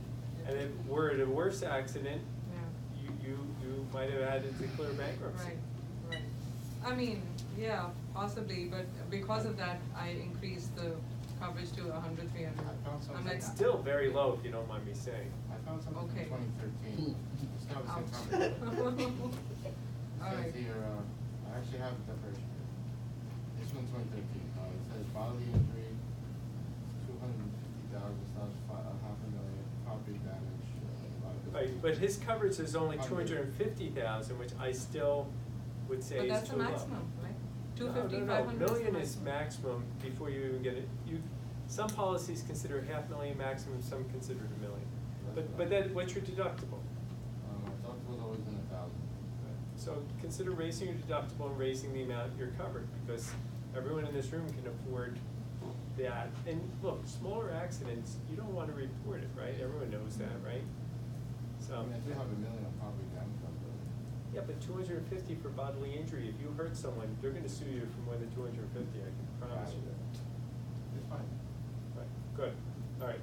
Anyway, non sequitur, but the idea is protection, right, guys? Everyone understand? Gotta be protected. So the question is, in question A and B, we were talking about the attorney-client privilege. Look, if this is done properly, should be protected, okay? If there's the attorney, cobble letter, retention by the law firm, there should be protection. I just called your attention in the cobble decision itself, it says, if it's pure accounting advice, not legal advice, you run the risk of it not being protected, right? Everyone agree? So just make sure that you're being retained, that there's a blurring, that the accountant is rendering some advice here that will further the legal cost. I don't see it being challenged personally, but just want to call that to your question, to question. Question C, do your answers in A and B depend on whether Megacorp has or has not filed U.S. federal income tax return reporting the transaction? Would that have any bearing? Sorry, he was also protected? Yeah, it should both. Yeah, I mean, even if the client talks to the professor, remember, when the client talks to the professor, it's really, the professor's acting as proxy for the attorney at that point. So, you know, I know for a fact many clients will talk to, once the cobble letter's in place, clients regularly talk to the accountant. And would it matter whether or not the return has been filed? Question C, and I don't think that has any bearing. okay? And whether or not the return has or has not been filed, I don't think will color the outcome whether or not a privilege applies. And do your answers in A and B above depend on whether the IRS has commenced an examination or audit. And the only thing I could say is that once an audit is commenced, there's certainly a greater likelihood of privilege. Why?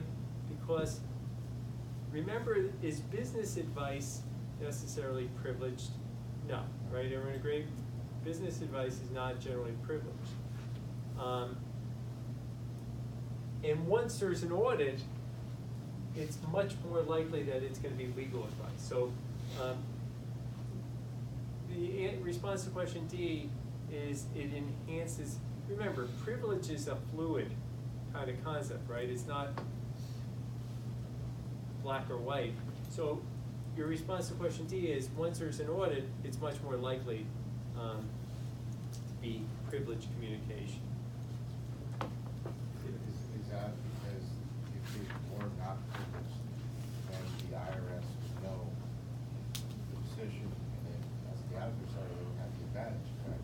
Well, that gets into the work product doctrine, all right, which we're going to get into right now. All right, so guys, look, we went through first half of chapter 4. First half of chapter 4 goes into depth about this notion of privilege, to whom it extends, whether it extends to for lawyers, accountants, different people, and not privileged. And we saw it can be privileged, not privileged, or sometimes somewhere in between, right? So think about some of these concepts. They do come up in practice. You got to be careful about what you divulge to whom. So if the IRS comes knocking, what do you do? What do you do if state of New Jersey comes knocking to your client? Because if you divulge information that you shouldn't have, that's another reason clients could say, look, you divulged that, we're suing you, because if you hadn't, you could have invoked a privilege and protected us, and you didn't. So you gotta be careful from the malpractice. When in doubt, if you're really not sure, you do not have to pretend you're an expert in this. Sometimes it's worth reaching into your back pocket and hiring legal counsel to say, how should I respond to this? Or call your malpractice carrier. Say, I just got in a subpoena. Do you want to assign legal? That's not going to count against you. If you call your legal malpractice, they may say, look, we'll assign counsel to tell you what to do here. And that's not a bad thing. You just don't want to make a mistake here. Turning course here, let's talk about the work product doctrine. And notwithstanding that the next 25, 30, 35 pages deals with the work product doctrine, there's a few takeaways that I can say up front.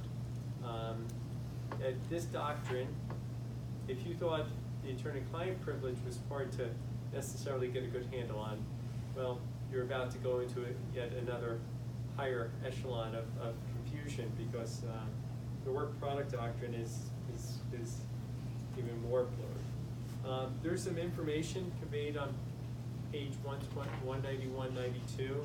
That the authors, it's worthwhile pausing and just taking a step back, because the authors, hey, they've spent a lot of time looking at this.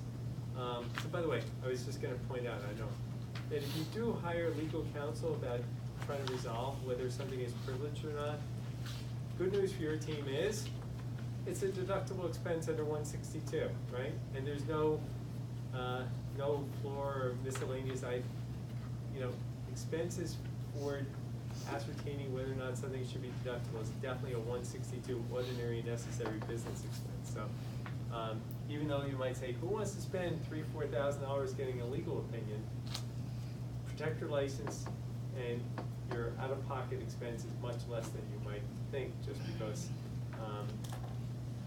it's all deductible. It should be deductible, and rightfully so deductible. All right, so let me just highlight some things that I want to, that the authors have spent time on, and I think just good takeaways of this. So, beginning on page 191, simply stated, very first thing they said, the work product doctrine protects from discovery documents prepared in anticipation of litigation, okay? And that's, I said last class, that's the quintessential example of the work product doctrine, that if a taxpayer is being sued or is bringing a refund claim, and there's documents being prepared with respect to that litigation, the work product doctrine applies. Everyone agree? That is privileged information.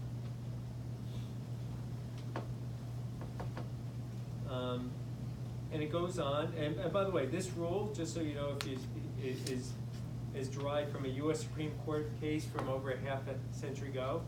So if you see the Hickman decision, that's the origin of this, but the Hickman decision is now found, the U.S. government has codified that in Federal Rule of Civil Procedure 26B3. So this is not something that is now any longer just a judicial doctrine. This is now an actual, not in Title 26, so you can't look in the Internal Revenue Code. This is a civil procedure rule, okay? Federal rule. And it says, keeps going, this protection applies to written statements, private memoranda, and personal recollections prepared or formed by an adverse party, counsel, and in the course of his legal duties, and which are not protected by the attorney-client privilege.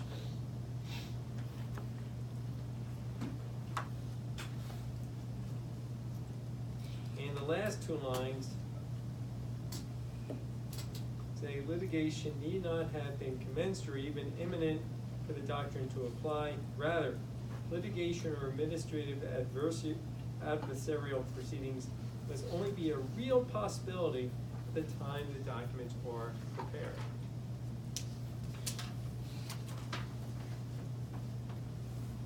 At the top of page 192, it points out, unlike the attorney-client privilege, the work product privilege is and I have circled in red the word qualified privilege, meaning that it can be overcome by showing a substantial need. And this is the attorney-client confidentiality privilege. It's supposed to be impenetrable, hermeneutical, I said that correctly. Where, by contrast, this privilege is not as airtight.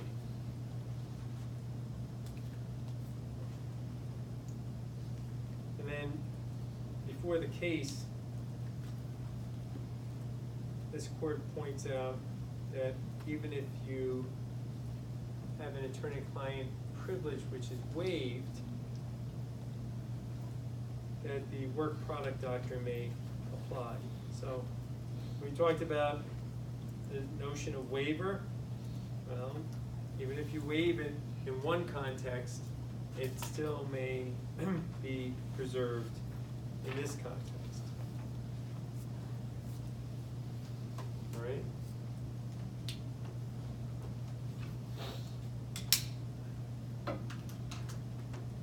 So the first thing the authors do,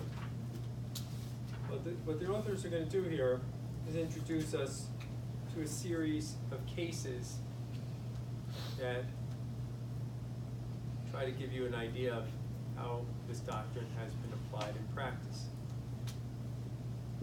And I said it before, I'm sorry for the repetition, but what is clear is that it depends on what circuit you're in, right? Some circuits read this privilege somewhat narrowly, some read it broadly, all right? So keep that in mind as you're going through, that there is not a universal answer. At some point, what would be welcome is if the U.S. Supreme Court, right? When does the U.S. Supreme Court grant certiorari? Typically? When it's right. When it's right, but typically a demarcation point of when the U.S. Supreme Court will grant certiorari is if there is a so-called split in the circuits, right? So if the Third Circuit says it should be narrow and the Ninth Circuit should it be broad, right? That's what's called a split in the circuits, right? And the same language is interpreted by two appeals courts in very different manners. That's not good for the country, right? Ideally, the country should subscribe to a uniform interpretation, right?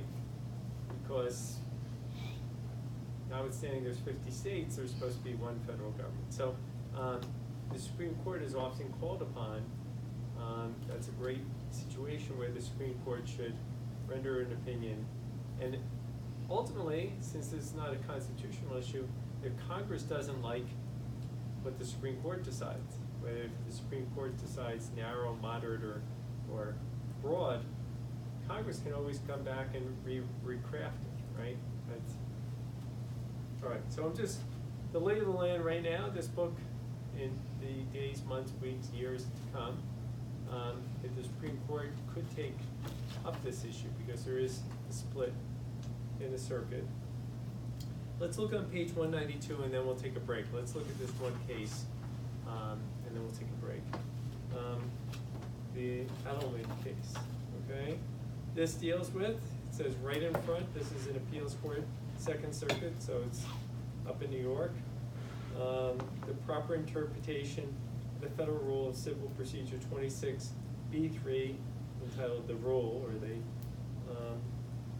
and recall this deals specifically with the work product doctrine.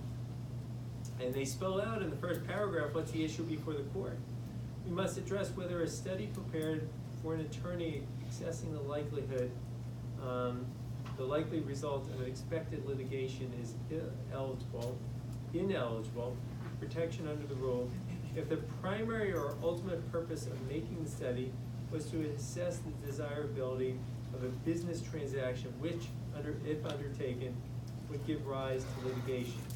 So if the primary purpose of the attorney's work was to assess the desirability of a business, not a legal transaction, a business transaction, would give rise to litigation. Now the court doesn't keep you in suspense. Some courts keep you in suspense until the end of the decision. Not this court.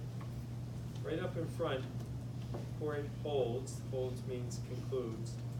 We hold that the document created because of anticipated litigation, which tends to reveal the mental impressions, conclusions, opinions, or theories concerning the litigation, does not lose work product protection merely because it is intended to assist in the making of a business decision influenced by the likely outcome of anticipated litigation. Where a document is created because of anticipated litigation, would not have been prepared in substantially similar form, but for the prospect of litigation, it falls within the scope of the work product doctrine.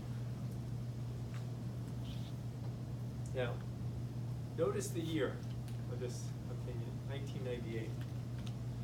Because if you look at the top of page 193, the district court said this was not privileged. At the very top of page 193 it says, did not fall within the privilege.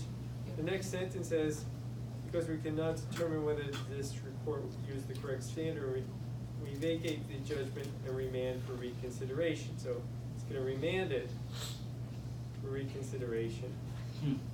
But let's look at the background. We have this Edelman, who's an attorney and vice president of taxes at this company. In the under background, the second full paragraph, it says, in the spring of 1989, the company contemplated merging with another company, and it was supposed to produce an enormous tax loss. Okay, this merger was going to produce an enormous tax loss, which the Edelman, or Adelman, however you pronounce it, expected would be challenged by the IRS and would result in litigation. So he creates a 58-page memorandum, right? That did not come cheaply, Peter, I suspect, right? There's a big loss here, $289 million. And generally, just so you know that there's all sorts of limitations when you buy companies with NOLs. There's Code Section 382 that deals with this, but that's not our issue, to true.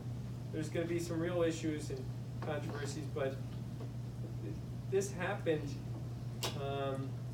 during the period of 1989. And I'm just gonna call to your attention that the IRS in 1993 served a summons on Edelman for production of this memorandum regarding this proposed loss. So just do some arithmetic here. The IRS wants this information back in 1993. This is already half a decade later, and they're still arguing about not even the substance of whether or not the loss is legit. They're just talking about whether or not they can get they meaning the agency, meaning the IRS, can it get access to this information? So you can see that the wheels of justice are turning really slowly here. This case doesn't even resolve that issue, it remands it to the lower court. But one thing you need here for sure is patience. That's why I don't know about you guys, I can never be a litigator. I just, not in my blood to be patient for years and years and years and years. I need to get kind of results, but, Do you still get paid during those years and years and years and years? Yes. well, when you say get paid, I mean, as things come up, and Exactly. things slow down. I was telling you about this guy who was involved in this tax shelter, and I was out in California, and I was retained, and they said, oh, you're gonna have to spend the next few weeks preparing an expert's report. Well, on my email this morning, it was like a 30-page response saying that this case should be closed for the statute of limitations because this happened in the year 2000. Why am I telling you this? Is that even though I was supposed to get geared up to go, I am sure now it's gonna take at least 6 months to a year to further resolve the statute of limitations issue. So all this effort and energy I had put into it's just gonna have to be put on the back burner. These things, my point is, take a long time to get resolved. And Kevin, to your point, very expensive, because every time there's these fits and starts, the law firms, the accountants, everyone has to get back up to speed, and just takes, so when someone says, hey, can you help me out with this potential tax shelter? Think hard, because once you start getting in that mud, it's quicksand. All right, so the attorney here is gonna invoke the attorney-client privilege and the work product doctrine. And beginning on page 194, the district court says there's no attorney-client privilege, okay? Because this didn't, at the very top of page 194, in its first decision, rejected Edelman's claim that the memorandum was protected by the attorney-client privilege, finding that the taxpayer had not consulted with Arthur Anderson to obtain assistance in furnishing legal advice. It rejected the taxpayer's claim of work product because the memorandum was prepared for litigation based on actions or events that had not yet occurred at the time of creation. Okay, so it claimed that the work product doctrine did not apply. And on appeal, the next paragraph, it remanded it, and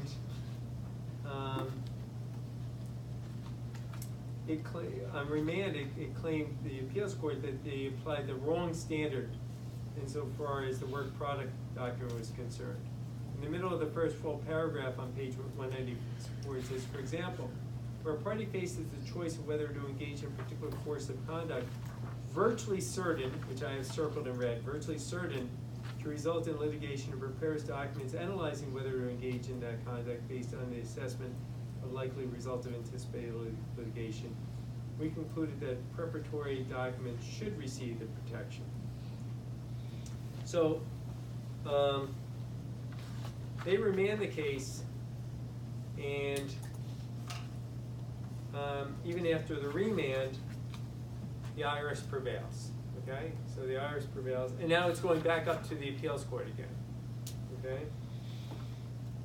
And in the appeals court, they talk about the rationale for the rule, the work product doctrine. On page 195, it points out 1, 2, 3, the third paragraph that begins, for the attorney's work accessible to an adversary, the Hickman court, remember, is the US Supreme Court that started all this.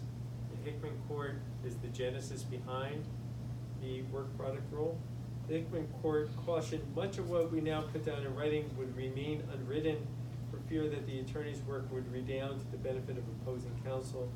Legal advice might be marred by inefficiency, unfairness, and sharp practices, and the effect of the legal profession would be demoralizing. So it points out the need for this rule. And at the very bottom of page 195, the last full paragraph, says Rule 26B3 codifies the principles articulated in the Supreme Court decision. The rule states that documents prepared in anticipation of litigation or for trial are discoverable only upon a showing a substantial need of the materials and inability without undue hardship to obtain their substantial equivalent elsewhere. So now this court's gonna get into its decision.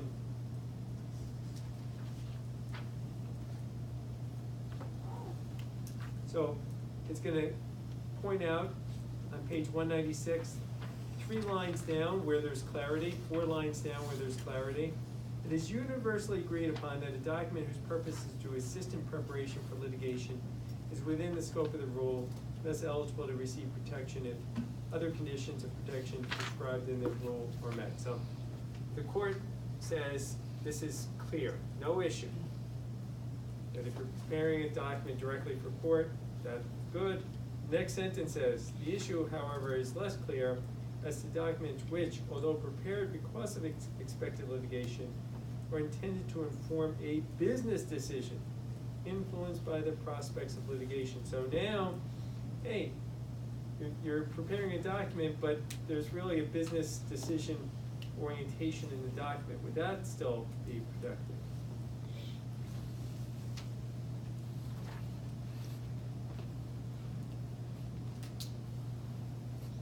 And the court, without going, you guys can read this for yourself. They talk about primarily to assist in litigation, and this is the position the Fifth Circuit subscribes to. It's very, very narrow, that you really have to have litigation on the horizon. And anything beyond that, the work product doctrine doesn't apply. This court rejects that view. So this court rejects that it must be primarily to assist in litigation view.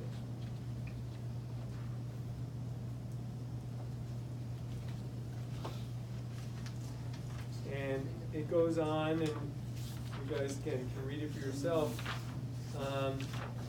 And this court decides the fact that it is, that even if the document is business related, it still can be afforded the protection. So even though there's no immediate litigation on the horizon, this court takes a much more expansive view of the work product doctrine. Beginning on page 200, it talks about other circuits that have adopted a much broader view.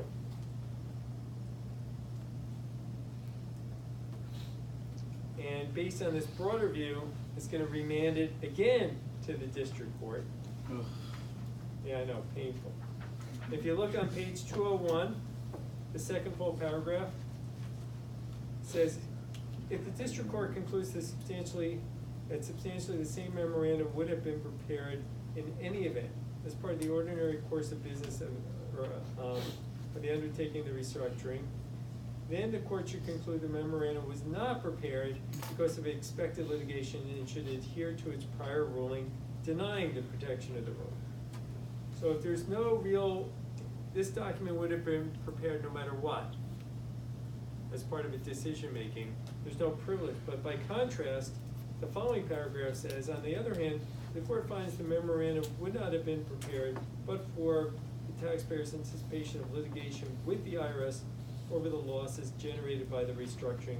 The judgment should be entered in favor of the taxpayer. So it's going to set up this, the parameters. And remand it to the lower court. So we're gonna, guys, why don't we do this, we'll take our 15-minute break and we'll see, this is 1998, we're gonna look at subsequent cases and see if there's been any refinement in this. Now in the back, there is, more food than you can imagine. I think Bing, or did you bring chocolate pretzels? Or Bing brought chocolate pretzels. I brought some specialty breads. V brought and some bananas, and V brought. Can you tell everyone what you? It's a mushroom, onion, and gruyere frittata. So no one will go hungry. So why don't we take our 15-minute break and bon appetit.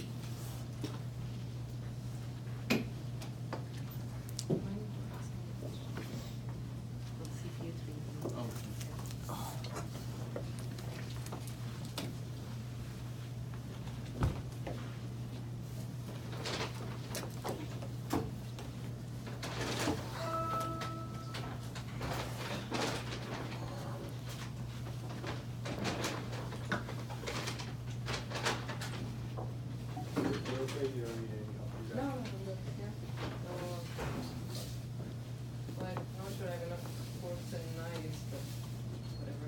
Okay, people see their But, hands. yeah.